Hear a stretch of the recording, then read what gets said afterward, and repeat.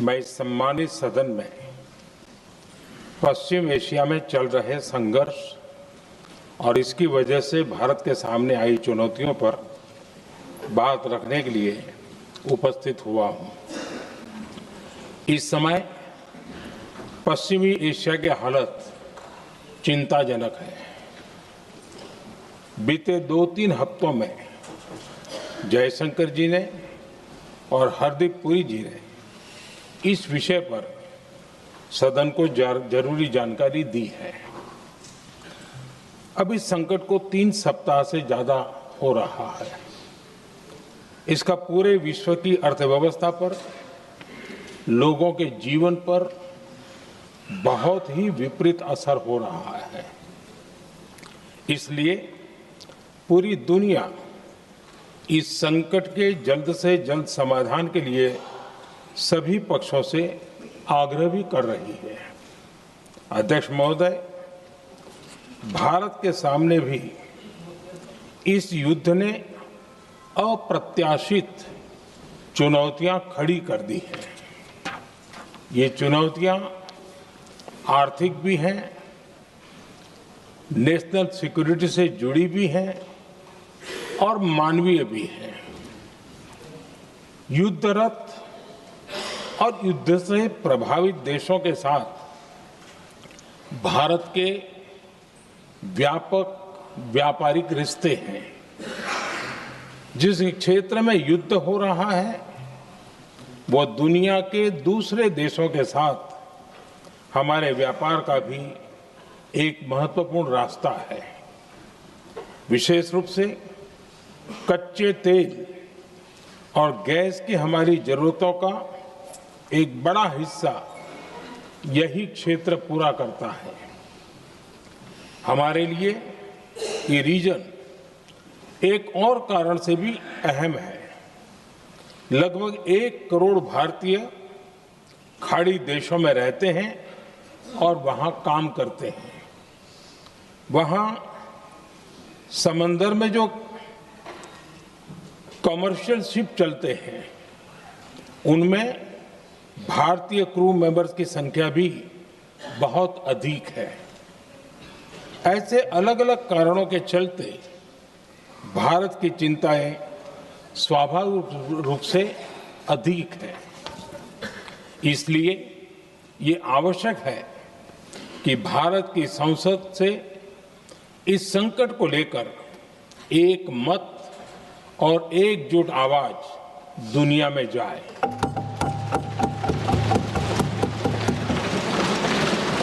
अध्यक्ष जी, जब से ये युद्ध शुरू हुआ है तब से ही प्रभावित देशों में हर भारतीय को जरूरी मदद दी जा रही है। मैंने खुद पश्चिम एशिया के ज्यादातर देशों के राष्ट्राध्यक्षों के साथ 2 राउंड फोन पर बात की है। सभी ने भारतीयों की सुरक्षा का पूरा आश्वासन दिया है।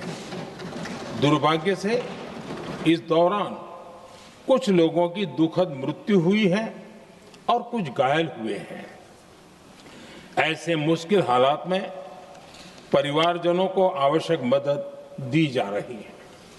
जो घायल हैं उनका बेहतर इलाज सुनिश्चित कराया जा रहा है। अध्यक्ष जी, प्रभावित देशों में हमारे जितने भी मिशन हैं वो निरंतर भारतीयों की मदद करने में जुटे हैं। वहां काम करने वाले भारतीय हो या फिर जो टूरिस्ट वहां गए हैं, सभी को हर संभव मदद दी जा रही है। हमारे मिशन नियमित रूप से एडवाइजरी जारी कर रहे हैं। यहां भारत में और अन्य प्रभावित देशों में 24/7 कंट्रोल रूम और आपातकालीन हेल्पलाइन स्थापित की गई है। इनके माध्यम से सभी प्रभावितों को त्वरित जानकारी दी जा रही है। अध्यक्ष जी, संकट की स्थिति में देश विदेश में भारतीयों की सुरक्षा हमारी बहुत बड़ी प्राथमिकता रही है। युद्ध शुरू होने के बाद से लेकर अब तक 3,75,000 से अधिक भारतीय सुरक्षित भारत लौट चुके हैं। ईरान से ही अभी तक लगभग 1,000 भारतीय सुरक्षित वापस लौटे हैं। इनमें 700 से अधिक मेडिकल की पढ़ाई करने वाले युवा हैं। खाड़ी देशों में भारतीय स्कूलों में हजारों विद्यार्थी पढ़ते हैं। सीबीएसई ने ऐसे सभी भारतीय स्कूलों में होने वाली कक्षा 10वीं और 12वीं की निर्धारित परीक्षाओं को रद्द कर दिया है। इन बच्चों की पढ़ाई निर्बाध चलती रहे, इसके लिए सीबीएसई उचित कदम उठा रही है। यानी सरकार संवेदनशील भी है, सतर्क भी है और हर सहायता के लिए तत्पर भी है।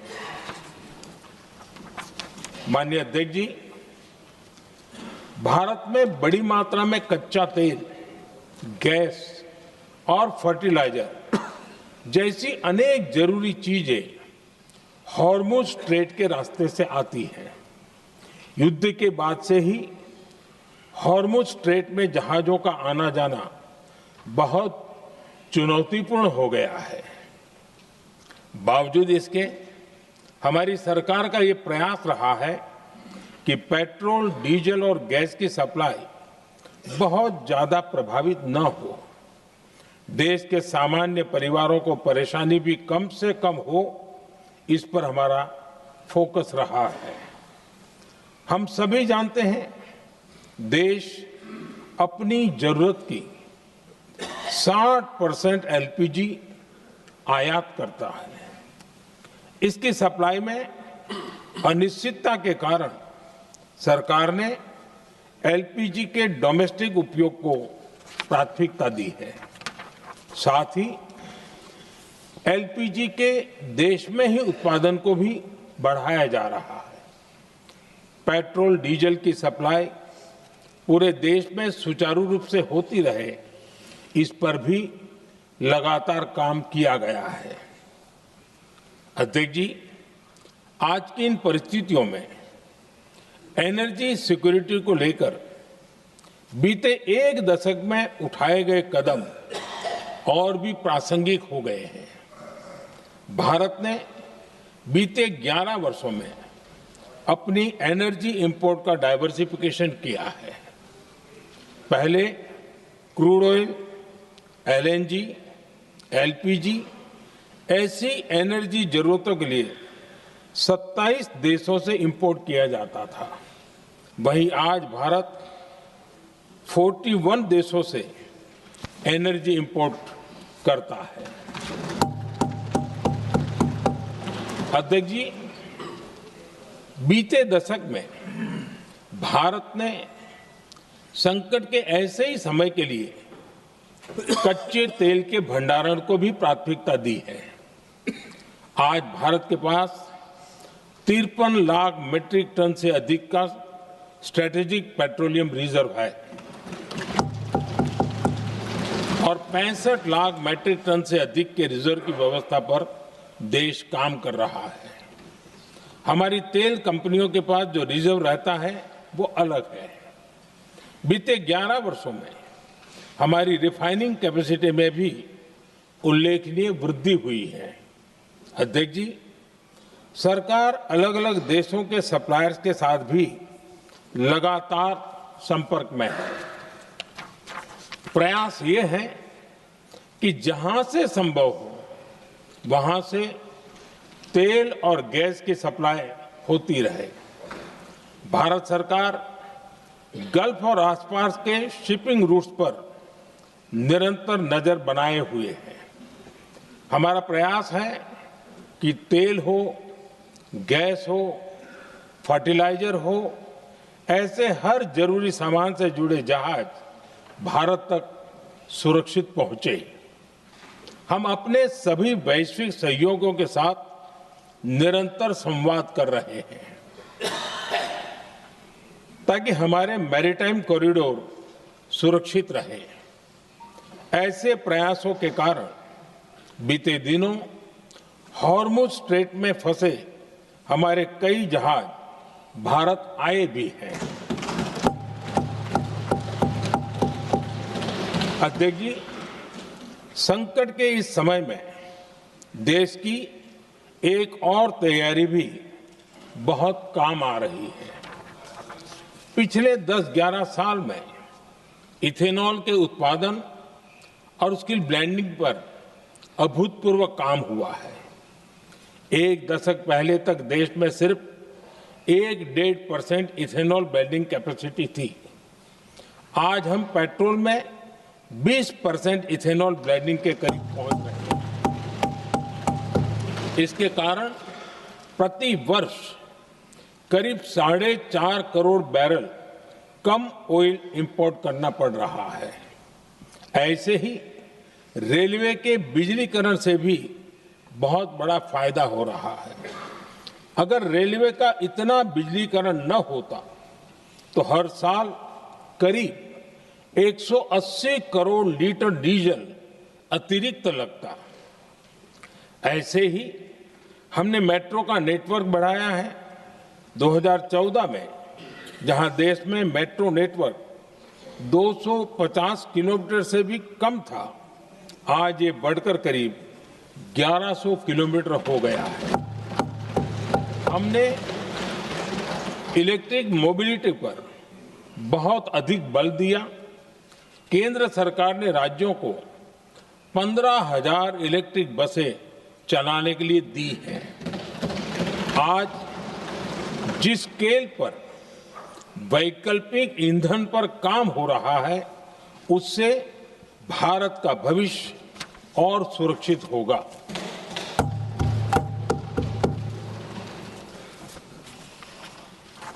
आदरणीय अध्यक्ष जी, हम जानते हैं कि एनर्जी आज इकोनॉमी की रीढ़ है और ग्लोबल एनर्जी नीड्स को पूरा करने वाला एक बड़ा सोर्स वेस्ट एशिया है। स्वाभाविक है कि दुनिया भर की अर्थव्यवस्था वर्तमान संकट से प्रभावित हो रही है और भारत पर इसका कम से कम दुष्प्रभाव हो, इसके लिए निरंतर प्रयास किए जा रहे हैं। सरकार इसके शॉर्ट टर्म, मीडियम टर्म और लॉन्ग टर्म ऐसे हर असर के लिए एक रणनीति के साथ काम कर रही है। आज भारत की इकोनॉमी के फंडामेंटल्स मजबूत है। इससे भी देश को बहुत मदद मिली है। हम हर सेक्टर के स्टेक होल्डर्स के साथ चर्चा कर रहे हैं।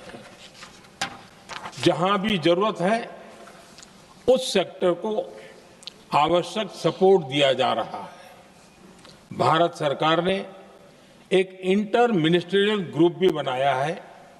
ये ग्रुप हर रोज मिलता है और हमारे इंपोर्ट एक्सपोर्ट में आने वाली हर दिक्कत का आकलन करता है और ये ग्रुप आवश्यक समाधान पर भी निरंतर काम करता है। मुझे पूरा भरोसा है कि सरकार और इंडस्ट्री के साझा प्रयासों से हम परिस्थितियों का बेहतर सामना कर पाएंगे। माननीय अध्यक्ष जी, एक बड़ा सवाल ये है कि युद्ध का खेती पर क्या प्रभाव होगा। देश के किसानों ने हमारे अन्न के भंडार भर रखे हैं, इसलिए भारत के पास पर्याप्त खाद्यान्न है। हमारा ये भी प्रयास है कि खरीफ सीजन की ठीक से बुआई हो सके। सरकार ने बीते सालों में आपात स्थिति से निपटने के लिए खाद की पर्याप्त व्यवस्था भी की है। अतीत में भी हमारी सरकार ने दुनिया के संकटों का बोझ किसानों पर नहीं पड़ने दिया था। कोरोना और उस समय के उद्योग के दौरान उस समय भी ग्लोबल सप्लाई चेन में डिस्ट्रप्शन आ गई थी। दुनिया के बाजार में यूरिया की एक बोरी 3,000 रुपये तक पहुंच गई। लेकिन भारत के किसानों को वही बोरी 300 रुपए से भी कम कीमत में उपलब्ध कराई गई। अध्यक्ष जी, देश के किसानों को इस प्रकार के संकटों से बचाने के लिए भी बीते वर्षों में अनेक कदम उठाए गए हैं। पिछले एक दशक में देश में 6 यूरिया प्लांट शुरू किए गए हैं। इससे सालाना 76 लाख मैट्रिक टन से अधिक की यूरिया प्रोडक्शन कैपेसिटी जुड़ी है। इस दौरान डीएपी और एनपीकेएस जैसी खाद का घरेलू उत्पादन भी करीब 50 लाख मैट्रिक टन बढ़ाया गया है। इतना ही नहीं, तेल और गैस की तरह खाद के आयात को भी डाइवर्सिफाई किया गया है। ऐसे ही डीएपी और एनपीके के आयात के लिए भी हमने अपने विकल्पों को विस्तार किया है। अध्यक्ष जी, सरकार ने देश के किसानों को made in India nano urea का विकल्प भी दिया है। सरकार किसानों को प्राकृतिक खेती के लिए भी प्रोत्साहित कर रही है। पीएम कुसुम योजना के तहत किसानों को 22 लाख से ज्यादा सोलर पंप दिए गए हैं। इससे भी डीजल पर उनकी निर्भरता कम हुई है। मैं सदन के माध्यम से देश के किसानों को विश्वास दिलाता हूं कि सरकार किसानों की हर संभव मदद करती रहेगी। आदरणीय अध्यक्ष जी, युद्ध का एक बहुत बड़ा चैलेंज ये भी है कि भारत में गर्मी का मौसम शुरू हो रहा है। आने वाले समय में बढ़ती गर्मी के साथ बिजली की डिमांड बढ़ती जाएगी। फिलहाल देश के सभी पावर प्लांट्स के पर्याप्त कोल स्टॉक्स उपलब्ध है। भारत ने लगातार दूसरे साल 100 करोड़ टन कोयला उत्पादन करने का रिकॉर्ड बनाया है। पावर जनरेशन से लेकर पावर सप्लाई तक के हमारे सभी सिस्टम की निरंतर मॉनिटरिंग भी की जा रही है और सरकार की तैयारियां उसको रिन्यूएबल एनर्जी से भी मदद मिली है। बीते दशक में रिन्यूएबल एनर्जी की तरफ देश ने बड़े कदम उठाए हैं। आज हमारी total install power generation capacity का आधा हिस्सा रिन्यूएबल सोर्स से आता है। हमारी कुल रिन्यूएबल क्षमता आज 250 गीगावाट के ऐतिहासिक आंकड़े को पार कर गई है। बीते 11 वर्षों में देश ने अपनी सोलर पावर कैपेसिटी करीब 3 गीगावाट से बढ़ाकर 140 गीगावाट तक पहुंचाई है। बीते वर्षों में देश में करीब 40 लाख रूफटॉप सोलर लगे हैं। इसमें पीएम सूर्यघर मुफ्त बिजली योजना से भी लोगों को काफी मदद मिली है। गोवर्धन योजना के तहत देश में आज 200 कॉम्प्रेस्ड बायोगैस प्लांट भी काम करना शुरू कर चुके हैं। ये सारे प्रयास आज देश के बहुत काम आ रहे हैं। सरकार ने भविष्य की तैयारी और बढ़ाते हुए शांति एक्ट माध्यम से देश में न्यूक्लियर एनर्जी के उत्पादन को भी प्रोत्साहित किया है।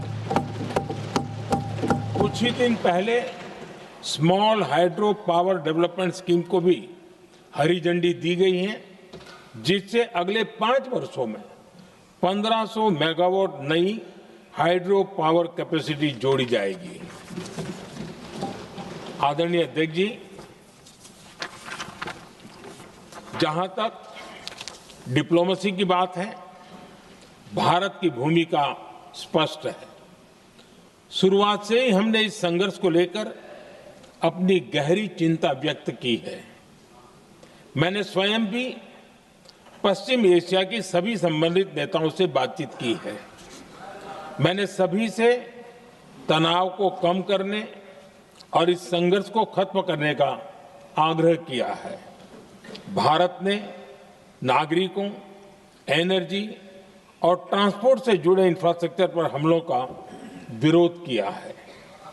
कमर्शियल जहाजों पर हमला और हॉर्मुज स्ट्रेट जैसे अंतर्राष्ट्रीय जलमार्ग में रुकावट अस्वीकार्य है। भारत डिप्लोमेसी के जरिए युद्ध के इस माहौल में भी भारतीय जहाजों के सुरक्षित आवागमन के लिए निरंतर प्रयास कर रहा है।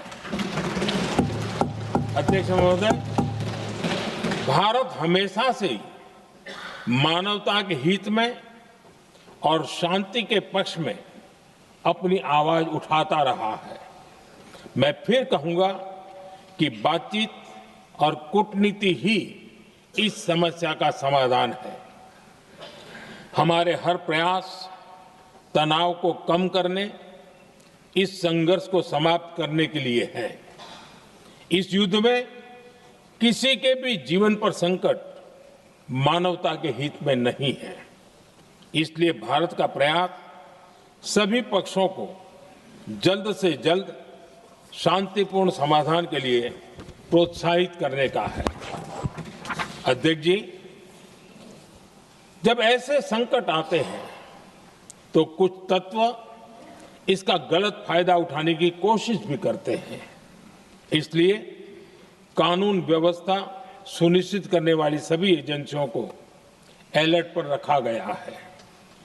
कोस्टल सिक्योरिटी हो, बॉर्डर सिक्योरिटी हो, साइबर सिक्योरिटी हो, स्ट्रेटेजिक इंस्टॉलेशंस हो, सबकी सुरक्षा को और मजबूत किया जा रहा है।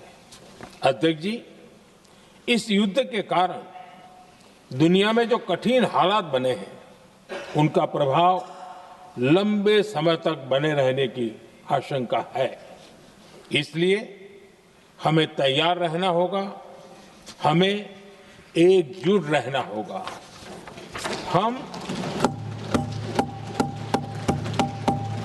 हम कोरोना के समय भी एकजुटता से ऐसी चुनौतियों का सामना कर चुके हैं।